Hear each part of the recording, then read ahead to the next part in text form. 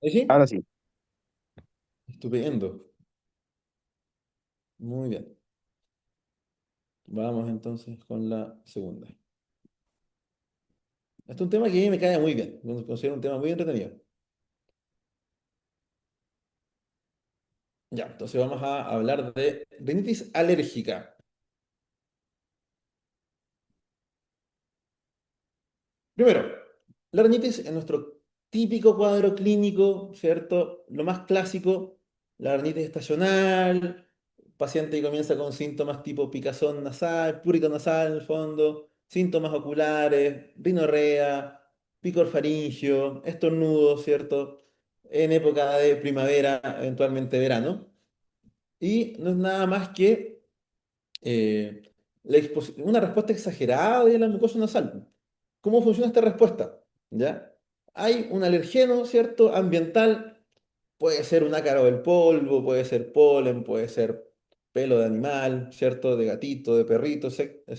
Y este alergeno es captado por nuestro epitelio, ¿cierto? Penetra nuestro epitelio nasal y a alguien se le ocurrió presentarlo, ¿cierto? A través de nuestras células dendríticas a los linfocitos que van a generar nuevamente una respuesta TH2 y van a liberar IgE, perdón, específica para este alergeno, ¿ya?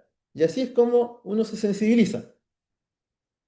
Conocemos a este alergeno, nos cae mal y empezamos a generar cierto IgE en el caso de que este amigo se vuelva a presentar.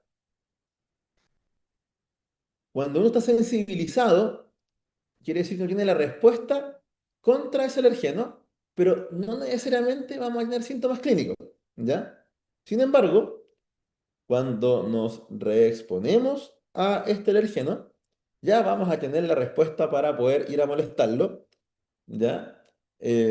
Ocurre, ¿cierto? Una interacción entre la IgE y los mastocitos, se va a liberar, ¿cierto? Estas sustancias que hacen la respuesta inflamatoria, que es la histamina, que es los leucotrienos y las prostaglandinas, y vamos a generar nuestro cuadro clínico, ¿ya? ¿Por qué es importante? Porque es muy frecuente, ¿ya? Si uno se pone a preguntar de forma bien acuiciosa, hasta el 50% de la población mundial podría tener rinitis, ¿ya? ¿Por qué también es importante? Porque puta que es molesto tener alergia.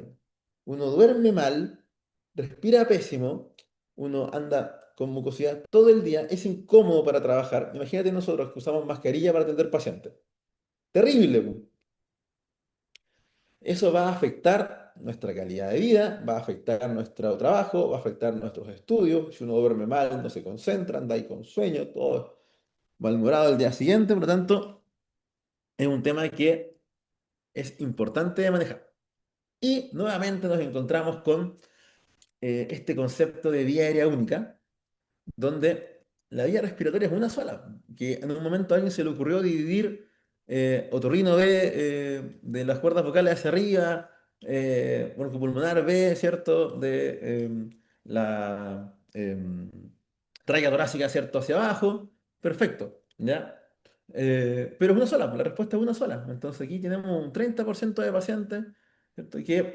Que con rinitis alérgica van a tener asma, ¿ya? Como una comorbilidad. Importante, hace mucho tiempo uno la clasificaba como rinitis a secas, estacional o perenne. O sea, un paciente que presentaba síntomas durante una parte del año y un paciente que presentaba síntomas durante todo el año. Con eso era suficiente. ¿Qué pasó? No, pues se dieron cuenta de que aquí había algo detrás, de que había una respuesta diferenciada eh, y habían síntomas que podían estar presentes todos los días, a veces de forma intermitente, o también síntomas que eran gatillados por elementos bien específicos, ¿ya? Independiente de la temporalidad. Entonces, nuevamente vamos a tener este concepto de endotipos, que es la respuesta inmunológica, y vamos a tener fenotipos, que es la manifestación clínica de esta respuesta. Y eso es individual, ¿ya? Entonces, ¿Cómo lo vamos a dividir? Lo vamos a dividir como rinitis según su duración de los síntomas, en intermitente o en persistente, y eh, en la severidad de los síntomas, ¿ya? En leve o moderado grave. Intermitente, si son menos de 4 días a la semana, o el cuadro dura menos de 4 semanas, o persistente, si en el fondo dura más de 4 días o más de 4 semanas seguidas, ¿ya? Es, y es moderado o grave si es que presenta alteración del sueño, deterioro de las actividades diarias, ¿ya? Bajo rendimiento escolar, laboral, ¿cierto? Eh, como les había mencionado, ¿cierto? Esta clasificación histórica de estacional y perenne ya está más bien obsoleta. Síntomas generales, 4 síntomas. Rinorrea, anterior o posterior, al igual que la sinusitis. Congestión nasal u obstrucción nasal, al igual que la sinusitis. Pero acá vamos a tener característicamente el prurito y vamos a tener también los estornudos, ¿ya? Ahora, en niños, un niño no te va a decir, mamá, papá, un niño de 2 años no te va a poder comunicar, papá, mamá, no respiro, siento la nariz tapada. Pero vamos a ver un niño que se va a llevar las manos a los ojos, se va a llevar las manos a la nariz, eh, puede roncar, ¿cierto? Puede presentar tos por la descarga posterior y característicamente va a tener respiración bucal. En el examen físico, clásico, el pliegue de Annie Morgan, ya, suprapleral, eh, una fase adenoidea, ¿cierto? Un niño que respira constantemente por la boca, que anda con la boca abierta durante todo el día, que tiene una voz un poco nasal, ¿cierto? Y vamos a encontrar característicamente eh, a la especuloscopía o a la rinoscopía anterior, más que una mucosa congestiva como en la sinusitis, vamos a ver palidez. Cornetes grandes, pálidos, a veces medios violáceos, y rinorrea hialina. Lo clásico es ver como unos hilitos de mucosidad entre el septum y la pared lateral de la fosa nasal, que nosotros llamamos puentes hialinos. Importante, es el diagnóstico diferencial nuevamente. Los niños, por ejemplo, pueden tener hipertrofia adenoidea como causa de obstrucción nasal. En pacientes más grandes podemos tener las afecciones del tabique, pacientes posoperados ya que de sinusitis crónica, por ejemplo, donde hacemos grandes cirugías, pueden presentar un cuadro que se llama síndrome de nariz vacía, o sea, una nariz que no tiene estructuras y que uno pensaría de que el aire va a pasar de forma directa. Todo lo contrario, se genera turbulencia y esa turbulencia va a generar la sensación de obstrucción. También hay que hacer el diagnóstico diferencial con enfermedades infecciosas. Si un paciente tiene marcadamente una rinorrea hialina unilateral constante, que especialmente se gatilla por esfuerzos físicos, valsalva o llevar la cabeza hacia adelante, uno tiene que sospechar de una fístula del líquido cefalorraquídeo. Y una vez descartando todos estos diagnósticos, nos vamos a encontrar con la rinitis. Y esta rinitis tiene, en el fondo, lo podemos dividir en tres, ¿ya? Nuestra clásica rinitis alérgica, pero también tenemos una rinitis no alérgica y una rinitis alérgica local. La rinitis alérgica es la que conocemos todos, que es una rinitis que está mediada por IgE, la clínica, ¿cierto? Ya la mencionamos previamente. Y vamos a tener el prick test, que es el test cutáneo, ¿cierto? Positivo. Y podemos tener también un test de provocación nasal con un alergeno específico, también positivo. Pero podemos tener rinitis no alérgica, ¿ya? Donde podemos tener rinitis vasomotora, rinitis gatillada por ciertos irritantes específicos, ¿ya? Rinitis hormonales en el fondo, ¿ya? Asociadas al embarazo, etcétera, ¿ya? Que no son mediadas por IgE. Típico de personas que con los cambios de temperatura comienzan con rinorrea hialina, especialmente adultos mayores, ¿ya? O que, por ejemplo, no sé, hay gente que al ingerir algún picante o inhalar algún picante comienzan con rinorrea, ¿ya? Y principalmente vamos a tener la congestión, la descarga posterior y una edad de presentación un poco más adulta, ¿ya? nuestros test de IgE negativos, obviamente, y test de provocaciones también negativos. ¿Ya? Por último, tenemos eh, la rinitis alérgica localizada, ¿ya? Que es una entidad que se habla de ella hace poco, ¿ya? Que tenemos una respuesta localizada de IgE exclusivamente en la mucosa de la nariz. Los síntomas eh, son idénticos a la alérgica, ¿ya? Pero ojo, acá los test de IgE, el test de cutáneo es negativo, ¿ya? Pero los test de provocación con el alergeno son positivos, ¿ya? Los test también plasmáticos pueden ser negativos, pero el test de provocación directamente en la nariz con el alergeno específico siempre es positivo. Entonces, importante, como en todo paciente, una buena historia clínica, ¿ya? Un examen físico completo, ya no solamente examinar la nariz, hay que examinar la garganta, los oídos, ¿cierto? Preguntar por antecedentes de atopia, importante preguntar por los antecedentes familiares, siempre hay un componente familiar, ¿ya? Hijo de mamá o papá con rinitis tiene más posibilidades de tener rinitis, si tiene hermanos con rinitis tiene más posibilidades de tener rinitis, ¿ya? Y una vez que tenemos ya el estudio completo, podemos hacer pruebas confirmatorias, ¿ya? Eh, no se piden siempre de rutina, ¿ya? Salvo que tengamos un paciente que, pese a un tratamiento que se supone bien llevado, no anda bien, o si vamos a iniciar inmunoterapia, ¿ya? Tenemos el típico prick test, que es el test de sensibilidad cutánea, y tenemos los IgE en sangre, ¿ya? Y importante, un test positivo solo va a confirmar la sensibilización, ¿ya? Pero el diagnóstico de rinitis es clínico, ¿ya? Y si un test me sale negativo, no descarta una rinitis. Lo ideal, ¿cierto? Es, si uno compara todas las pruebas diagnósticas, es hacer eh, un test de provocación nasal. Es poco disponible, pero en caso de rinitis alérgica localizada o en pacientes que tienen, por ejemplo, sospecha de rinitis ocupacional, pacientes que trabajan en industria textil, en construcción, ¿cierto? O similares, ambientes industriales, ¿cierto? Uno podría pedir un test de provocación nasal. ¿Cómo manejamos a estos pacientes? Aquí, esto es súper importante. No saco nada con llenar a un pobre paciente de medicamentos, de darle el antialérgico más caro, de darle una combinación de antialérgico y corticoides nasales, si es que yo no me preocupo que el paciente en su habitación, en su casa en el fondo, o en su trabajo, no controlemos las cosas que nos podrían generar alergia. Ya, por lo tanto, las medidas generales son fundamentales.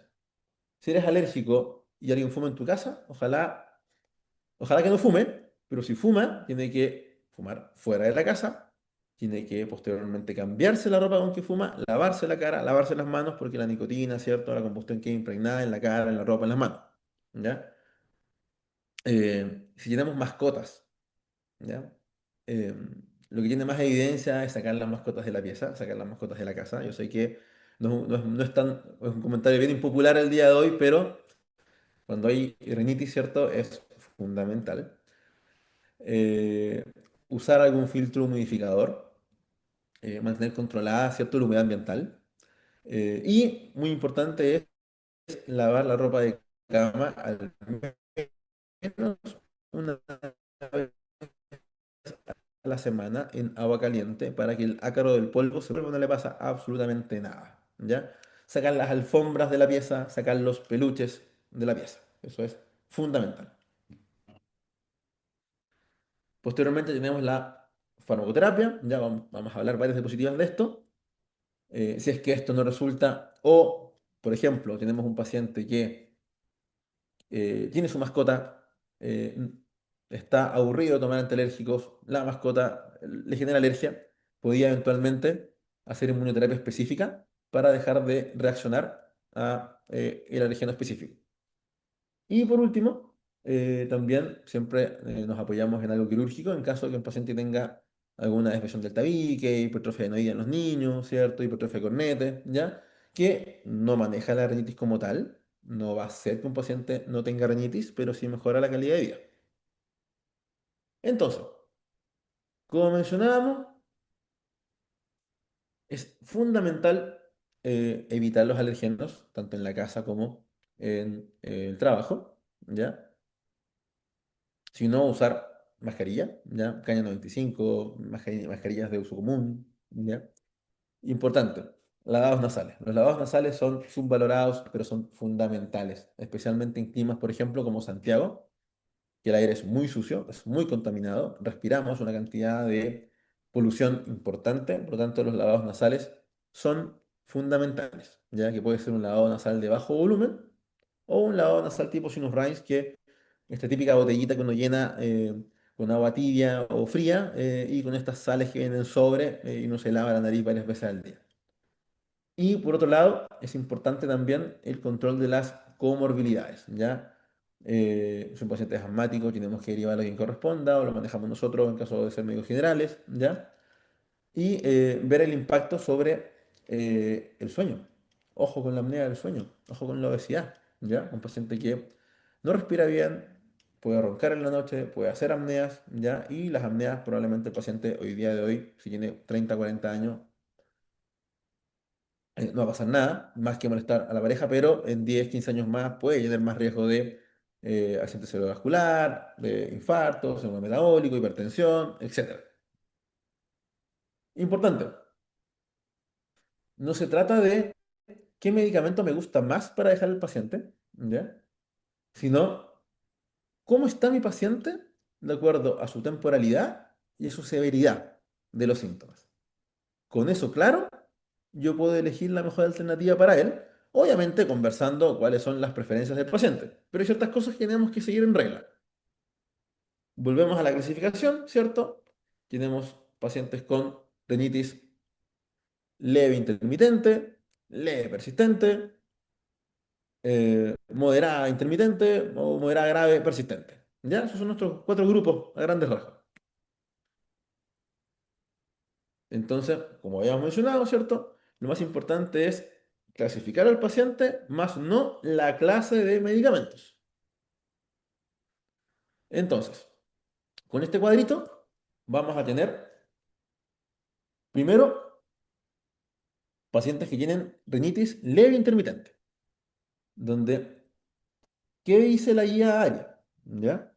Dice que eh, para estos pacientes eventualmente uno podía usar un antialérgico oral de segunda generación. Lo de primera por ningún motivo. Ya, por favor, no indiquen clorfenamina. Olvídense de la clorfenamina. Y sobre embarazadas. Eh, o usar un antialérgico intranasal a demanda, pero en Chile antialérgicos intranasales no hay, ya solos. Pero en una actualización, ya del 2025, incluso en este grupo de pacientes, los corticoides intranasales, como la mometasona, la fluticasona, la budesonida, andan mucho mejor. Pero tiene ciertos peros. En pacientes que lo vamos a mencionar más adelante, ¿ya? En pacientes que tienen una rinitis persistente leve, corticoides intranasales de frentón. Le ganan a todas luces a los antialérgicos orales. Salvo que el paciente tenga irritación nasal, epistaxis recurrente o no le gusta aplicarse medicamentos en la nariz, podría usar un antialérgico oral de segunda generación. En pacientes que tienen enfermedad moderada grave pero intermitente, sí o sí, corticoides intranasales y con o sin un antialérgico oral de rescate, ¿ya? Ahora, desde el año pasado contamos con, sí, 2024, contamos con, en Chile con medicamentos duales, ¿ya? Que viene un corticoide nasal y un antialérgico nasal. Y con eso nos ahorramos el pero de los corticoides nasales, que su efecto de acción es más lento. Pero al agregar el antialérgico intranasal, logramos mayor rapidez en el control de síntomas. Y cuando tenemos, en el fondo, pacientes que tienen una rinitis moderada, grave, persistente, sí o sí, terapia combinada corticoide inhalatorio con antialérgico inhalatorio. Ya. Muy bien. Entonces tenemos esta clásica escala del fondo de tratamiento, ya que viene a resumir un poco lo que ya hemos conversado previamente. Sin embargo, ya actualmente lo que se recomienda es la indicación de un corticoide intranasal por sobre el antialérgico oral. O sea, un paciente en la primera consulta, aunque tenga rinitis intermitente leve, uno podría perfectamente iniciar corticoides intranasales como primera línea, ¿ya? Y andan mucho mejor. ¿Qué dice la literatura? La fluticasona está recomendada en adultos, ya como la primera opción, sería la que tiene actualmente el mejor control de síntomas. Pero en niños todavía no hay diferencia entre ninguno de los corticoides nasales disponibles, ¿ya? Sí, en adultos se recomienda partir con fluticasona. Cuando hablamos de combinación de corticoides inhalatorios con antialérgicos inhalatorios, tenemos que tenemos dos grupos, uno que tiene acerastina con fluticasona y uno olopatadina con mometasona, ¿ya? De dos laboratorios diferentes. Según la literatura actual, la combinación de acerastina con fluticasona tendría mejor respuesta al tratamiento que la otra. Ya. Entonces, ¿qué pasa entonces con el antialérgico oral? ¿Es malo? No, no es malo, pero tiene en el fondo ya indicaciones un poco más acotadas. Ahora, entre dar un antialérgico y no darlo, la verdad que sí se recomienda darlo, ¿ya? Es un pilar válido del tratamiento. Ahora, si podemos dar un corticoide inhalatorio versus un antialérgico, el corticoide inhalatorio gana por lejos, ¿ya? No hay cómo en el fondo ganar el corticoide nasal. Antiguamente se ocupaba un medicamento que es un antilocutrieno, el clásico Montelukast. La verdad que cada vez más en rinitis sola no se recomienda, ¿ya? No tiene mayor beneficio y tiene varios efectos adversos, ¿ya? Sí tiene evidencia en pacientes que tienen rinitis y asma, ¿ya? Pero yo como otorrino la verdad que yo no lo indico. ¿Cuándo indicar o cuándo usar entonces un antialérgico oral? Por ejemplo, en pacientes que no les gusta usar corticoides nasales o tienen mala tolerancia al corticoide nasal por epistaxis o irritación. A veces estos medicamentos pueden tener algún sabor, un retrogusto un poco desagradable. Hay pacientes más sensibles que simplemente no les gusta. ¿Qué pasa con los corticoides intranasales? La verdad que es un excelente medicamento, pero su ventaja es que se absorbe directamente en la mucosa nasal, por lo tanto no produce los síntomas sistémicos clásicos del uso de corticoides orales, ¿ya? No va a producir elevación de la glicemia, no va a producir hipertensión, no va a favorecer la retención de líquido, ¿ya? Pero sí tener precaución, por ejemplo, en pacientes con glaucoma, ¿ya? El antialérgico tiene un inicio de acción bastante rápido, ¿ya? Versus el corticoide nasal. Podría ser útil, ¿cierto?, en síntomas leves e intermitentes, ¿ya? Si es que el paciente lo prefiere. Y también en pacientes que tienen atopia urticaria, se podría agregar, pero sin suspender los corticoides nasales. Cuando hablamos de corticoides nasales, tenemos muchos, ¿ya? A diferencia de la de primera generación, los de segunda no atraviesan la barrera hematoencefálica. Por lo tanto, la gran mayoría produce un efecto de sedación bajo o moderado, ¿ya? Eh, Preferencia personal, en general, la fexofenadina, ¿ya? Y la bilastina andan bastante bien, ¿ya? Y son bien tolerados. Tiene la bilastina presentación infantil también, así que por ese lado súper útil. Eh, pero en general eh, andan bastante bien todos. Cuando hablábamos previamente de los leucotrienos, ¿cierto? No se recomienda como manejo en monoterapia para rinitis por ningún motivo. Tampoco sirve si lo combinamos con antialérgicos orales, no se genera ningún beneficio extra y solamente es útil en pacientes con asma. Importante, ¿ya? Hace 2 años atrás salió una recomendación del JAMA donde se recomendaba, por ejemplo, usar oxilin, la oximetazolina. Hoy dije una marca de laboratorio, perdón. Usar oximetazolina, ¿cierto? Más el corticoide y eventualmente no había un rebote, no generaba esta rinitis medicamentosa clásica de los descongestionantes nasales. Sin embargo, ARIA nuevamente el año pasado sí nos dice, ojo, no más allá de 5 días por riesgo de rinitis medicamentosa.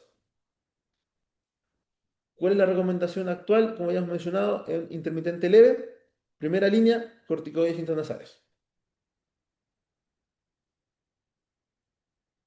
Eh, También recomienda el uso de corticoides intranasales con antialérgicos intranasales en pacientes con rinitis moderada grave. Y nuevamente tiene evidencia en contra contra en el fondo los antileucotrienos. Cuando comparamos los medicamentos, ya en cuanto a su eficacia en los diferentes síntomas, vemos que el corticoide intranasal, como la combinación con el antialérgico intranasal, son bastante buenos, a excepción del manejo de los síntomas oculares de la combinación, que es por lejos superior. Entonces, un paciente que además tiene prurito ocular, tiene epífora, va a andar súper bien con un tratamiento dual. En casos refractarios, ¿cierto? Vamos a usar esta combinación. Tiene una acción extremadamente rápida. Ya a los 10 minutos ya tenemos un alivio de los síntomas. Y la verdad que es bastante bien tolerado. Se puede dejar de manera permanente sin ningún tipo de problema. Eh, y ojo con el uso, ¿cierto?, de los descongestionantes más allá de 5 o 7 días por el riesgo de rinitis medicamentosa. Ya en el fondo esta rinitis de rebote.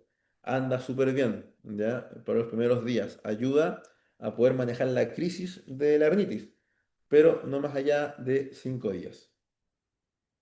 En caso que el paciente no responde al tratamiento médico, a medidas generales o por preferencia del paciente, uno podría derivarlos al inmunólogo para inmunoterapia alergena específica, ¿ya? Tenemos 2 vías de administración, una subcutánea y una sublingual, y es la única medida que va a modificar la historia natural de esta enfermedad. Como hemos mencionado, ¿cierto? La cirugía es una herramienta útil en pacientes seleccionados. No va a solucionar la rinitis, pero sí mejora la calidad de vida y ahí tenemos varias alternativas, ¿ya? Septoplastías, turbinoplastías, resección de adenoides en pacientes pediátricos, eventualmente ablación o crioterapia del nervio nasal posterior para poder disminuir la rinorrea, ¿ya? Y como resumen, tenemos un paciente con sospecha de rinitis, con un diagnóstico en el fondo difícil o un fracaso del tratamiento. Podemos hacer pruebas diagnósticas. Una vez que tenemos claro que el paciente es rinítico alérgico, eh, la idea es clasificarlo, ¿cierto? Utilizamos la farmacoterapia bien indicada según los síntomas del paciente. Y si esto fracasa o por preferencia del paciente, podemos derivarlo a inmunoterapia y eventualmente hacer algún gesto quirúrgico para mejorar la calidad de vida del paciente. Eso. Terminamos.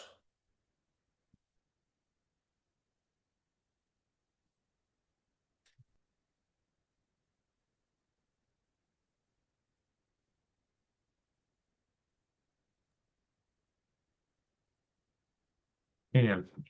Muy buena su clase, Doc. Bien al hueso. Igual interesante la comparación que hacen de los diferentes antihistamínicos orales. Em, La verdad que sí, la verdad que sí. Mira, bueno, en general la industria te dice que todos tienen el mejor antialérgico, todos tienen el mejor. Lo más importante siempre es basarse en la literatura, indicar de forma correcta, independiente de qué tan promocionado esté un antialérgico versus otro. Si el paciente anda bien con desloratadina, perfecto. Para qué dejarle otro más caro? Si el paciente anda bien con, no sé, loratadina, bueno, perfecto, súper, dejémoslo. Y esto como de ir cambiando los antialérgicos porque van generando resistencia, la verdad que no están así. Los pacientes se van. La rinitis en el fondo es un cuadro que puede evolucionar, uno puede volverse alérgico a otras cosas, uno puede partir con un cuadro clásico de rinitis estacional en relación a la primavera, por ejemplo, pero en el transcurso del tiempo uno puede volverse alérgico a otras cosas y generar un cuadro que dure todo el año. Entonces, en vez de decir, hoy soy intolerante o este medicamento ya no me hace efecto, la verdad que necesitas una terapia combinada o vamos a revisar en el fondo qué pasa en la casa y cosas tenemos que nos pueden generar alergia y manejarlas. Esa cuestión es fundamental.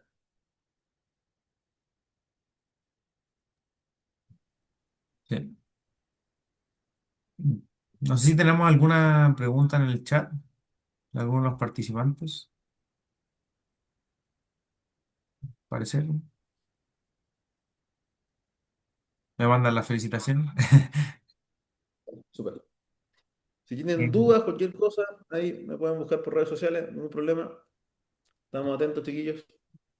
Muchas Así que gracias. muchas gracias, de verdad. Muchas gracias. Siempre he entretenido hacer clases, así que no, ningún problema. Cuando quieran. No, fue un gusto. Eh, Nos vemos entonces. sí, le debemos el certificado por su Ah, ya, exposición. súper. No te ¿Ya? preocupes. Muchas gracias. Ya. Ya, que tengan un buen día. Chao, que le vaya muy bien. Chao, chao, buen día. Para el resto de los participantes, tenemos programada la clase con el doctor Papusinski a las 8:15. Así que se pueden ir a hacer, no sé, su oncecita, ir a comer, descansar un ratito. Y nos estaríamos conectando nuevamente a las 8:15. Vamos a dejar prendido el Zoom. Pueden aprovechar de dejar alguna consulta en el chat o cualquier cosita. Y estaríamos empezando la clase a las 8:15. Nos vemos.